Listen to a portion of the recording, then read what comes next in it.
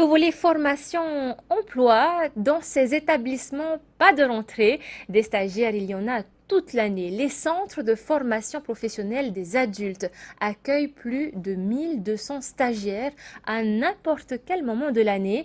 Une opportunité que saisissent des centaines de Polynésiens, comme nous l'avons constaté à Pirée ce matin. Bâtiments, hôtellerie, carrosserie ou encore climatisation et énergie renouvelable, ici, tous ont une volonté commune, trouver du travail. Dans cet atelier, 3 stagiaires viennent de Ho. Cette formation en énergie renouvelable et climatisation est pour eux indispensable. Je suis très content d'avoir été accepté dans cet établissement. D'abord pour moi, car avec ce diplôme, j'ai la certitude de trouver un travail chez moi à Ho. Mais aussi pour les jeunes de ma commune. Je pourrais peut-être les former à mon tour.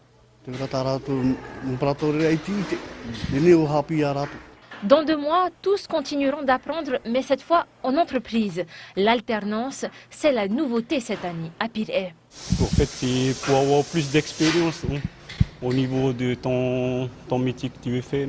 Mais les classes et ateliers du CFPA permettent déjà de parfaites mises en situation. Chaque salle est équipée comme dans une entreprise. En classe de couture, des milliers d'apprentis ont défilé. Si le secteur est presque saturé, la demande ne cesse pourtant de croître. Pour se démarquer, les stagiaires en couture apprennent donc à fournir un travail de qualité et cela paye. J'en ai régulièrement qui passent, même qui m'appellent pour avoir des conseils encore supplémentaires.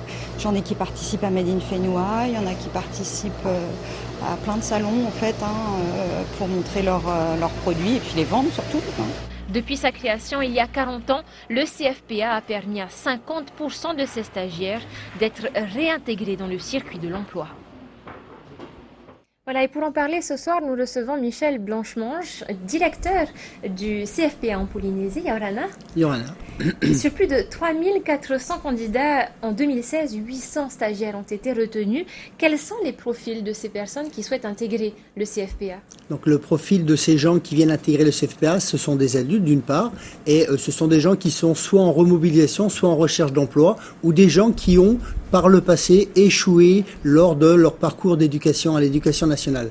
Donc c'est une opportunité, je dirais que c'est un ascenseur social pour tous ces gens, puisque par le fait d'obtenir un titre professionnel, puisque nos titres sont reconnus par l'État français, ça leur permet ensuite de pouvoir continuer en entreprise avec un titre, un diplôme, une qualification à la fois pratique et technique. Comment intègre-t-on le CFPA?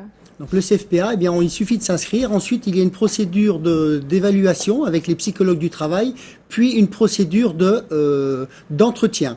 Alors bien entendu, vous donniez le chiffre de 3405, mais il faut le relativiser, puisque entre ce chiffre-là et le moment où ils vont chez le psychologue, on a une grosse perte de gens qui, s'apercevant de la difficulté à suivre ces formations, ne reviennent pas nous voir pour continuer le parcours d'intégration.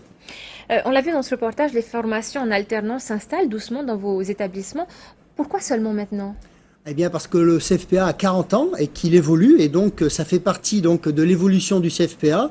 On fait de l'apprentissage par le biais du CEFI, on met en place maintenant l'alternance. Ça, c'est une demande particulière du ministère du Travail, sur lequel je suis sous la tutelle, de façon à pouvoir apporter aux gens une culture de l'entreprise et mettre en application beaucoup plus de temps en entreprise en alternant avec les plateaux pédagogiques du CFPA, avec en objectif final, bien entendu, d'insérer ces gens dans ces entreprises. Jean-Michel Blanchemange, on l'a vu, vous préparez également des stagiaires des îles pour répondre aux attentes des projets tels que celui du projet de la ferme aquacole de Ho. Comment s'assurer qu'ils soient formés aux métiers attendus pour de tels projets? Alors, quand je me suis déplacé sur place, on s'est aperçu qu'il y allait avoir de la construction, et donc on a monté un programme spécialement pour eux, de façon à pouvoir répondre aux besoins à la fois à la conception, mais aussi et surtout à l'exploitation derrière. C'est pourquoi 6 parmi les 12 qui ont fait une formation préqualifiante intègrent maintenant une formation qualifiante pour pouvoir apporter une plus-value à l'exploitation des moyens qui seront mis en place sur AO. Vous savez combien il y aura de postes au final à Ho? Non, je ne le connais pas, mais je pense que tous ces gens qui ont suivi cette formation auront indéniablement quelque chose en contrepartie.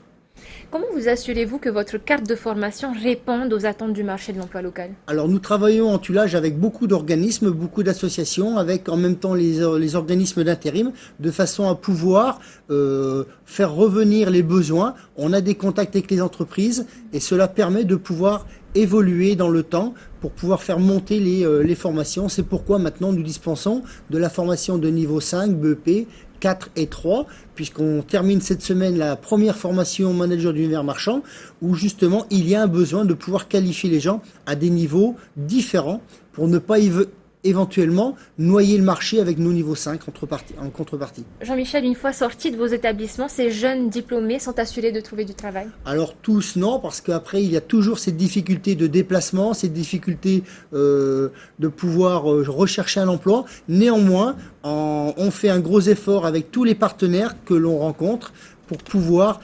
les cellules emploi des mairies, je travaille beaucoup avec elles pour pouvoir justement trouver des débouchés, et notamment par le biais des stages en entreprise. Les entrepreneurs, en chiffres, eh bien, en 2016, nous avons inséré 50% de nos stagiaires sortis du CFPA. Une dernière question parce qu'il nous reste peu de temps. Demain, donc, vos établissements font porte ouverte.